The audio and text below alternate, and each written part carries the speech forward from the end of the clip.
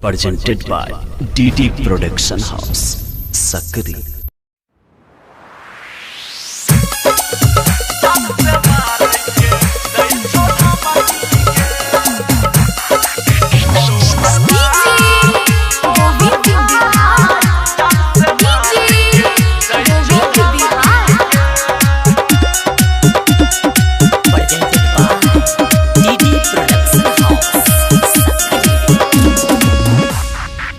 मिलो के टाइम दो के मिलैल नहीं अलही कलियो फोन तोरा नंबर पे नहीं उठलही कौन बात के तोरा छौसन की रे कौन बात के तोरा छौसन की रे बोला तोहर बाप तोहर भाई जान से मारे के दई छो धमकी गे तोहर बाप तोहर भाई जान से मारे के दई छो धमकी गे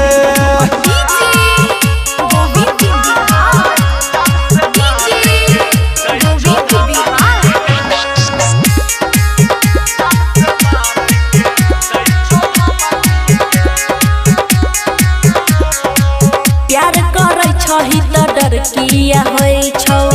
हमर दिल तोरे पर मरै छौ बाबू सुन हाँ जिंदगी रहते तो फिर प्यार हेते तोरा चक्कर में लगा हमर जान जेते प्यार में होई छै देख नहीं एते फनकी रे प्यार में होई छै देख नहीं एते फनकी रे तोहर बाप तोहर भाई जान से मारे के दई छो धमकी गे तोहर बाप तोहर भाई जान से मारे के दई छो धमकी गे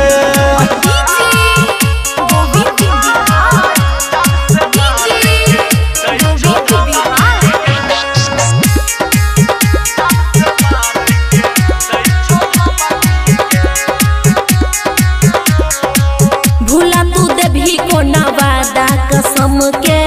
कोना के छोड़ देभी अपन सनम के बाबू सुन हाँ बुझेगे जान हमर मजबूरी धर्मवीर धुरंधर से बना ले दूरी याद कर जे मारने रही कनखी रे याद कर जे मारने रही कनखी रे तोहर बाप तोहर भाई जान से मारे के दई छो धमकी गे तोहर बाप तोहर भाई जान से मारे के दई छो धमकी गे मिलो के टाइम दो के मिलैल नहीं अलही कलियो फोन तोरा नंबर पे नहीं उठलही कौन बात के तोरा छौसन की रे कौन बात के तोरा छौसन की रे